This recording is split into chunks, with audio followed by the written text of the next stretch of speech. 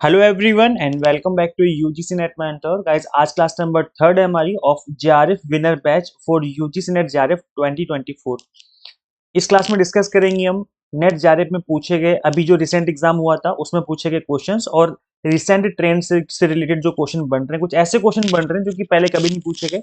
तो इस तरह के जो क्वेश्चन है उनको हम डिस्कस करेंगे ताकि अपकमिंग सेशन में अपकमिंग एग्जाम में आप इस तरह के क्वेश्चन को अच्छे से प्रिपेयर कर पाएं। और अपकमिंग क्लासेस में मैं इस विनर बैच के अंदर जो मिसिंग डीआई होता है उसको भी कवर करवाऊंगा, प्लस लॉजिकल रीजनिंग और मैथमेटिकल रीजनिंग के जो इंपॉर्टेंट क्वेश्चंस हैं उनको भी कवर करवाऊंगा। सो मेक श्योर आप इन सभी क्लासेस को जरूर फॉलो करें। इससे पहले मैं 2 क्लासेस ऑलरेडी ले चुका हूं, अभी तक आपने उन क्लासेस को नहीं देखा है तो देख लेना। इससे इन इस जो ज्यादा विनर बैच है इसकी प्लेलिस्ट का लिंक मैं आपको description box and comment box में पिन कर दूंगा। सो मेक श्योर आप स्टार्टिंग की दोनों क्लासेस जरूर देखें। इससे पहले हम आगे बढ़े, आप मेरे बारे में जान सकते हैं, दिस इज अबाउट मी, और अभी तक आपने इस चैनल को सब्सक्राइब नहीं किया है सो मेक श्योर आप इस चैनल को सब्सक्राइब कर लें ताकि आपको अपकमिंग वीडियोस के सभी नोटिफिकेशन मिलते रहें। आप अगर सोशल मीडिया यूज करते हैं तो टेलीग्राम, इंस्टाग्राम, फेसबुक पे आप हमें फॉलो कर सकते हैं। इनके जो लिंक है मैंने description box and comment box में दिए हुए हैं, या आप सिंपली यूजीसी नेट मेंटर लिखेंगे तो मैं आ जाऊंगा सोशल मीडिया पे, तो आप हमें फॉलो कर सकते हैं। कोई इंपॉर्टेंट चीज होती है वहाँ पे डिस्कस कर लेता हूँ, शेयर कर देता हूँ आपके साथ।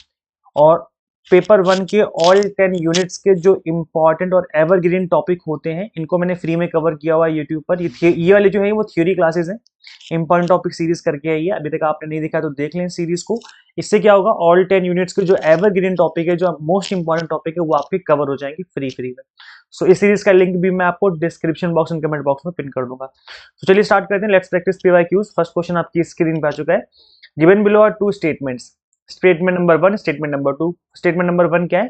Qualitative research lays emphasis on contextual understanding. क्या बोला जा रहा है कि गुणात्मक शोध प्रासंगिक समझ पर जोर देता है। और स्टेटमेंट नंबर 2 क्या है? Quantitative research is typically highly unstructured.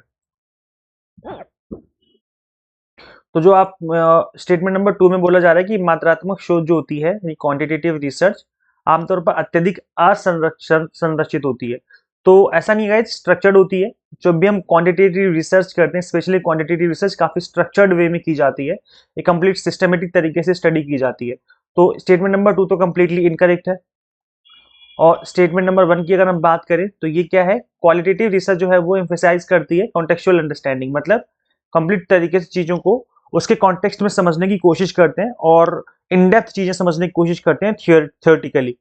तो स्टेटमेंट नंबर 1 जो है दैट इज कंप्लीटली ट्रू, सही है वो।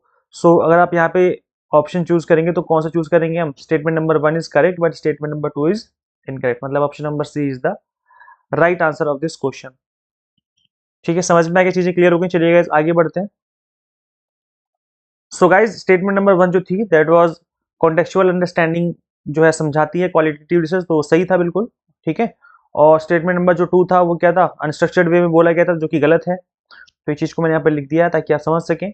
सो quantitative research is non for structured and systematic approach involving the collection and analysis of numerical data to identify patterns, relationship and statistical significance. तो जो quantitative research होती है वो तो काफी स्ट्रक्चर्ड वे में की जाती है ताकि पैटर्न को आइडेंटिफाई किया जा सके, रिलेशनशिप बिल्ड किए जा सके, कोई सिग्निफिकेंस हो, कोई इंपॉर्टेंस हो स्टैटिस्टिकल, तो उसको भी समझा जा सके। तो इस तरीके से जो है option number she was the right answer of this question. Next question करते हैं गाइस, आपकी स्क्रीन पे क्वेश्चन है नेगेटिव कम्युनिकेटर्स यूजुअली एक्सप्रेस। क्या बोला गया है कि नकारात्मक संचारक आमतौर पर व्यक्त करते हैं, क्या व्यक्त करते हैं?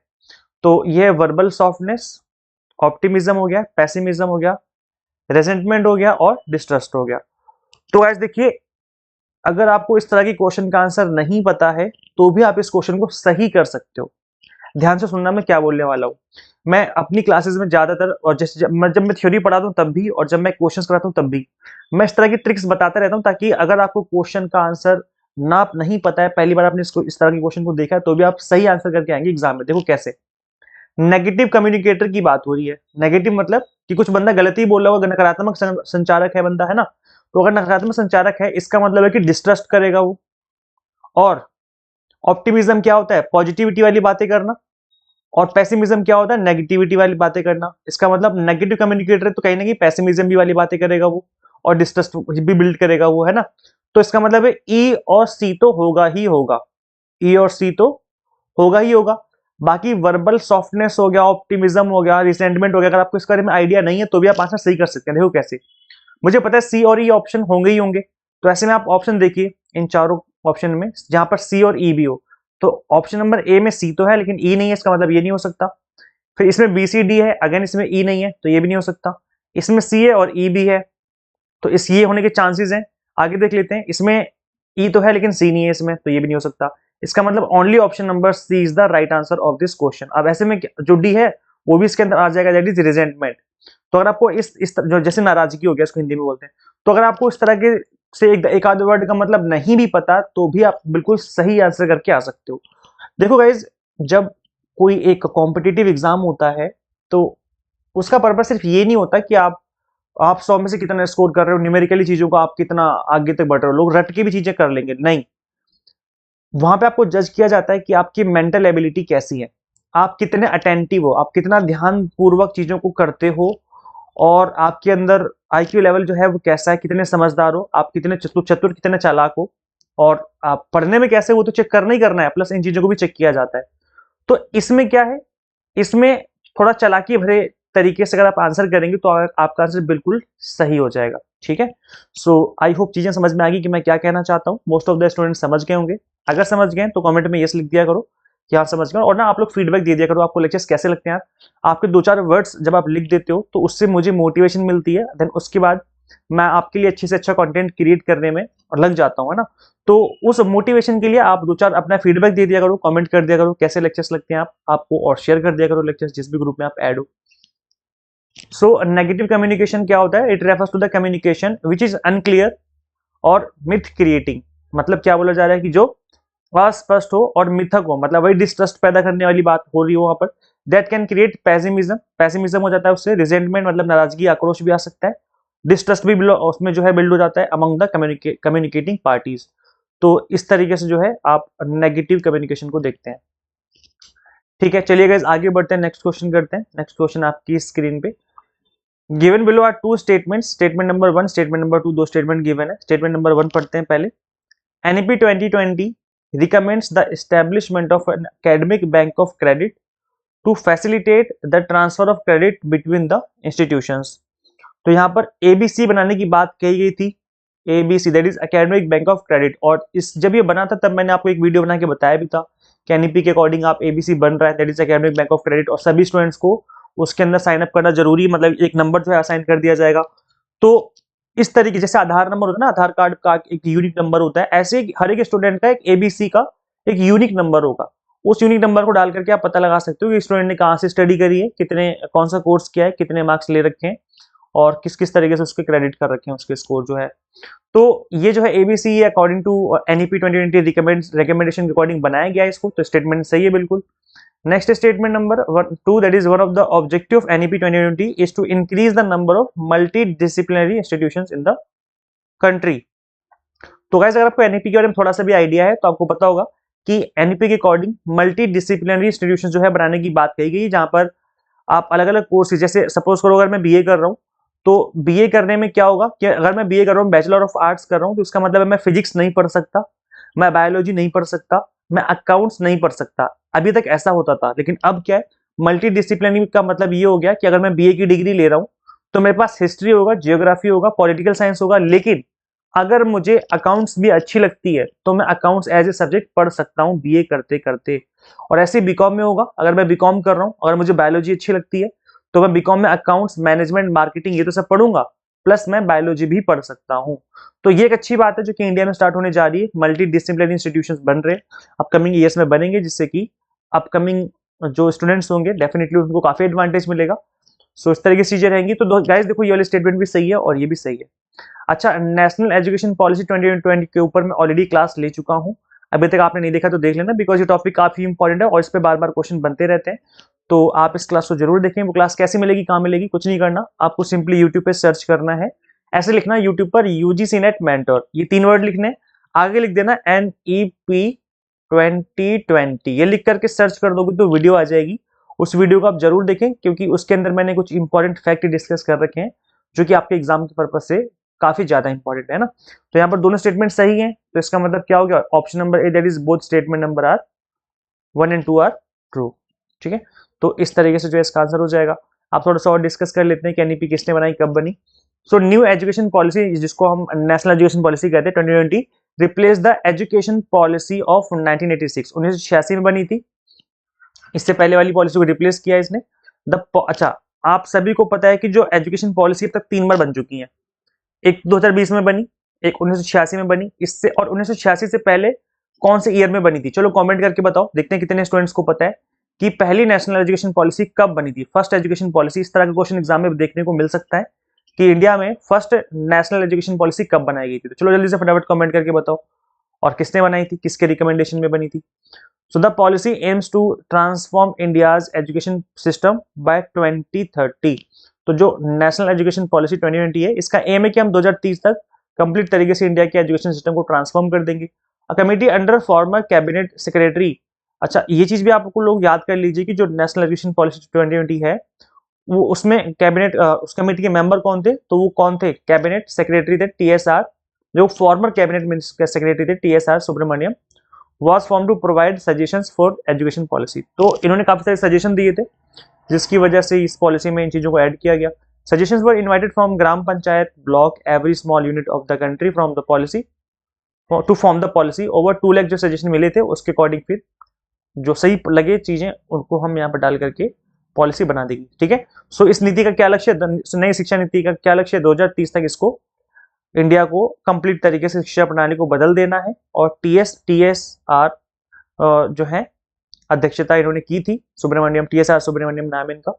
तो इन्होंने जो सुझाव दिए थे, जिसकी वजह से उन सुझाव को मान करके इस नीति को आगे फॉर्म किया गया। ठीक है, और एनईपी 2020 जैसे मैंने बताया कि इसका एकेडमिक बैंक ऑफ क्रेडिट जो है इसके अकॉर्डिंग जो है ट्रांसफर बनाया गया। और इसका एबीसी जो बैंक ऑफ क्रेडिट है, एकेडमिक बैंक ऑफ क्रेडिट, इसका मतलब है कि यहाँ पर स्टूडेंट्स के जो मार्क्स हैं, क्रेडिट हैं, वो इसके अंदर डाले जाएंगे। और इसके अलावा और भी बहुत सारे ऑब्जेक्टिव्स रहे, जिसमें ऑब्जेक्टिव ये भी है मल्टी डिसिप्लिनरी यूनिवर्सिटीज बनाना है इंडिया में।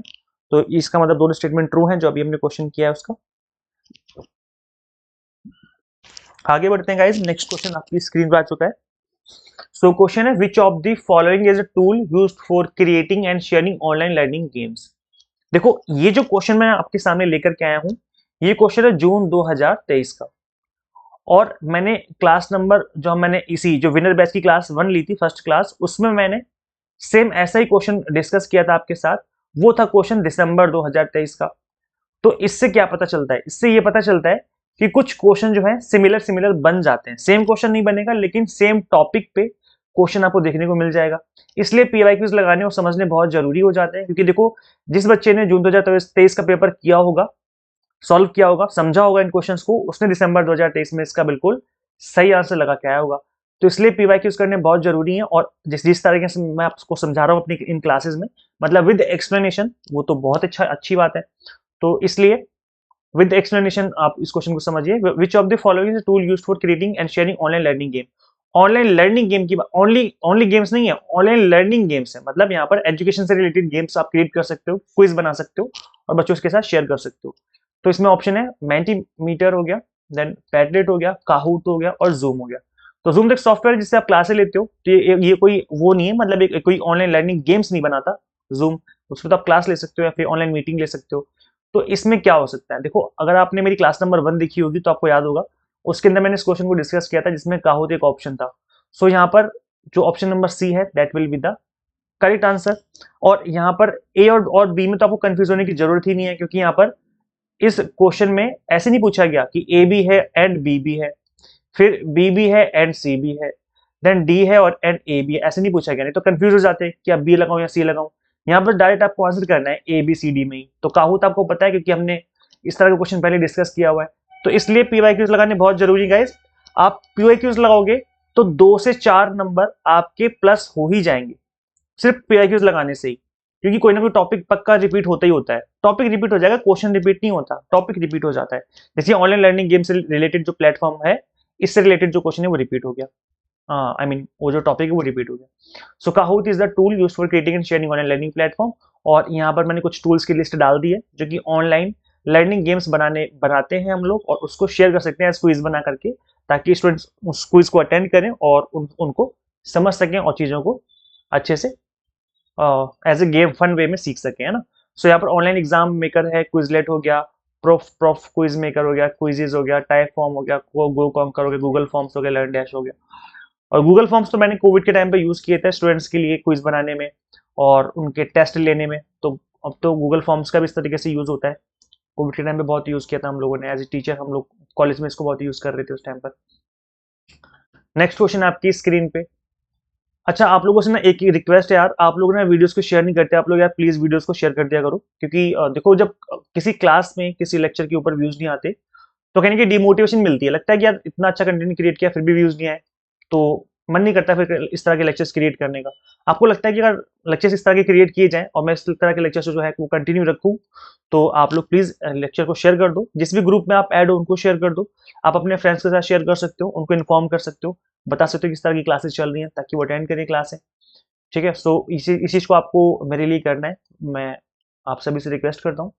नेक्स्ट क्वेश्चन है, a smart home application that automates the controlling of lighting, temperature, entertainment system and appliances as an example. ये आपका आईसीटी से रिलेटेड क्वेश्चन है।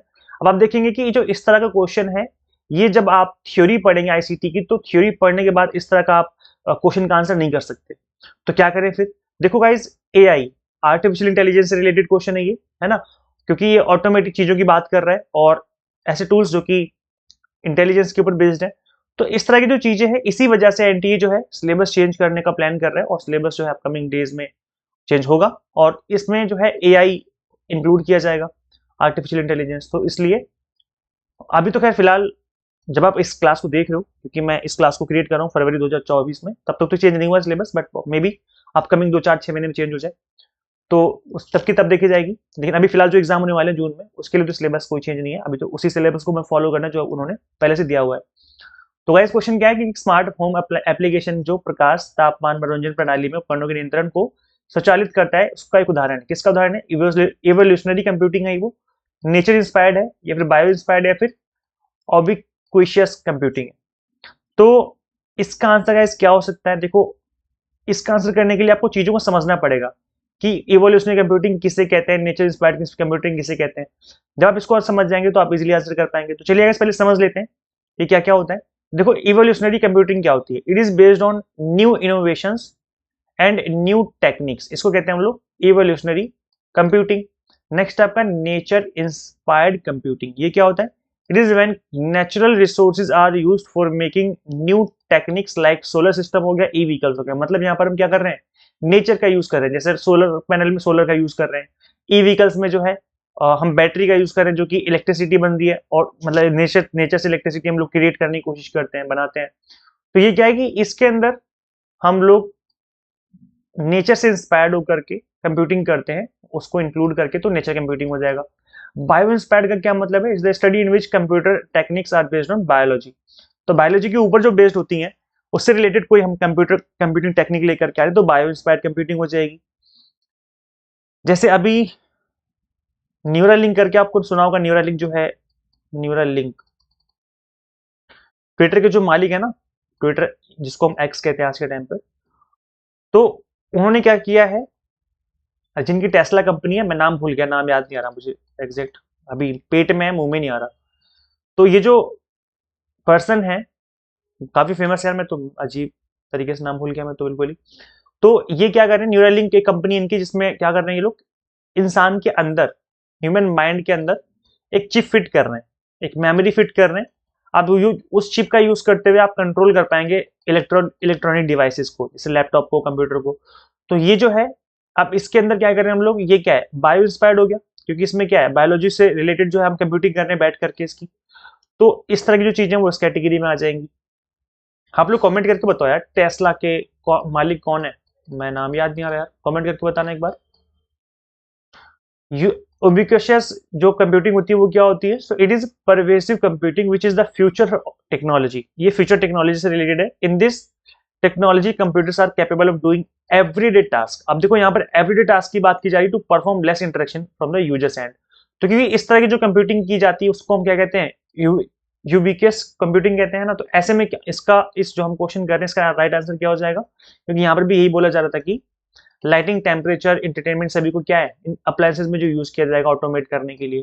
तो option number D will be the right answer of this question, ठीक है। सो इस तरीके से इसका आंसर होगा। नेक्स्ट क्वेश्चन करते हैं गाइज। नेक्स्ट क्वेश्चन आपकी स्क्रीन पे given below are two statements. Statement number 1 क्या है? A learner culture background has no impact on his और हर लर्निंग एक्सपीरियंस। क्या बोला जा रहा है कि एक शिक्षार्थी की सांस्कृतिक पृष्ठभूमि का उसके सीखने के अनुभव पर कोई प्रभाव नहीं पड़ता। गलत बात बोली जा रही है। जैसा आपका बैकग्राउंड होता है, जिस बैकग्राउंड से आप आते हो, उससे आपके सीखने के ऊपर काफी असर पड़ता है। जैसे एग्जाम्पल के तौर पे अगर मैं एग्जाम्पल दूं, तो कोई स्टूडेंट अगर बिल्कुल गांव से आ रहा है, अभी अभी गांव से आ रहा है, जस्ट आया ही गांव से, और उसके गांव में इंग्लिश नहीं बोली जाती इतनी प्रॉपर तरीके से, और जब वो किसी कॉलेज में एडमिशन लेता है और जब उसके टीचर उसको इंग्लिश में बोल के समझाने की कोशिश करते हैं, तो समझ पाएगा? नहीं समझ पाएगा, है ना। क्यों? क्योंकि उसका जो बैकग्राउंड रहा है वो इंग्लिश वाला बैकग्राउंड नहीं रहा है, वहां पर उसको इंग्लिश नहीं सिखाई गई, या उस तरह की चीजें जो कि अभी मॉडर्न जमाने में हो रही है वो नहीं सिखाई गई वहां पर। तो ये क्या है कि कल्चरल बैकग्राउंड भी है स्टूडेंट्स का, जहां से वो आया है, लर्नर का कल्चरल बैकग्राउंड, जहां से भी रहता है, जहां पे भी आया है, जहां से उसने चीजें सीखी है, तो वो जो है इम्पैक्ट करेगा ही करेगा उसकी लर्निंग एक्सपीरियंस को। हो सकता है धीरे धीरे चीजें सीख जाए, चीजें उसके लिए बेटर हो जाए, लेकिन स्टार्टिंग में जो है उसको इम्पैक्ट पड़ेगा ही पड़ेगा। यहाँ पे लिखा हुआ नो इम्पैक्ट, इसका मतलब है कि स्टेटमेंट फॉलो नहीं करेगी, गलत है। नेक्स्ट स्टेप पर gender is not a strong predictor of academic achievement. सही बात बोली जा रही है कि जो जेंडर है वो एक स्ट्रॉन्ग प्रेडिक्टर नहीं है। हो सकता है गर्ल्स काफी अच्छा परफॉर्म कर जाए, हो सकता है बॉयज काफी अच्छा परफॉर्म कर जाए, हो सकता है दोनों अच्छा परफॉर्म कर जाए। तो जेंडर जो है, हम ये नहीं कह सकते कि गर्ल्स ही अच्छा परफॉर्म करती हैं, या हम ये नहीं कह सकते कि सिर्फ बॉयज ही अच्छा परफॉर्म करते हैं, बॉयज ही असिस्टेंट प्रोफेसर बन सकते हैं। गर्ल्स भी असिस्टेंट प्रोफेसर बनते हैं, है ना, कितने फीमेल जो है वो असिस्टेंट प्रोफेसर बनते हैं। तो इसमें क्या है, जेंडर जो है is not a strong predictor of academic achievement. तो ये जो है स्टेटमेंट नंबर जो 2 है वो सही है। तो यहाँ पर क्या हो जाएगा, statement number 1 is false but statement number 2 is correct. Option number D is the right answer. अच्छा, जिस भी सब्जेक्ट में आप असिस्टेंट प्रोफेसर बनना चाहते हो, उस सब्जेक्ट को कमेंट करो। जैसे मैं कॉमर्स में बनना चाहता हूँ एग्जाम्पल के तौर पे, तो मैं लिखूंगा असिस्टेंट प्रोफेसर कॉमर्स। अगर हिंदी में बनना चाहते हो तो असिस्टेंट प्रोफेसर हिंदी। इस तरीके से लिख भर देने से भी पॉजिटिविटी आती है। तो चलो कमेंट करके बताओ कि आप किस सब्जेक्ट के प्रोफेसर बनना चाहते हो, कमेंट कर दीजिए जल्दी से। और देखो गाइज, जिस तरीके से मैं लेक्चर ले रहा हूँ, इसी तरीके से अगर मैं लेक्चर कंटिन्यू रखूँ, तो इसके लिए आपको 2 काम करने, तो फीडबैक देना क्लास आपको कैसी लग रही है, प्लीज कमेंट करके बताइए कैसी लगती है क्लास में। और दूसरा क्या करना है, लेक्चर को शेयर कर देना है। लेक्चर को शेयर करने से क्या होगा, बाकी स्टूडेंट्स देखेंगे, ज्यादा दूर तक वीडियोस पहुंचेंगी, इससे मुझे भी मोटिवेशन मिलेगा लेक्चर्स क्रिएट करने में, है ना। तो ये 2 काम जल्दी से कर दीजिए फटाफट से। और इस तरीके से जो है, मैंने जिस तरीके से आपको पढ़ाया है, इसी तरीके से मैंने कंप्लीट जो बैच है वो 2024 जून 2024 के लिए और दिसंबर 2024 के लिए आप यहाँ से तैयारी कर सकते हैं। अभी जो बैच है जेआरएफ विनर बैच, इसके अंदर क्या कुछ मिलेगा मैं आपको समझा दूं। इसके अंदर आपको कंप्लीट 10 यूनिट्स के जो है लेक्चर्स मिलेंगे according to syllabus, theory lectures plus MCQs lecture, 100 mock test मिलेंगे प्रैक्टिस करने के लिए, पीडीएफ नोट्स होंगे जिनको डाउनलोड करके आप मल्टीपल टाइम रिवीजन भी कर पाएंगे।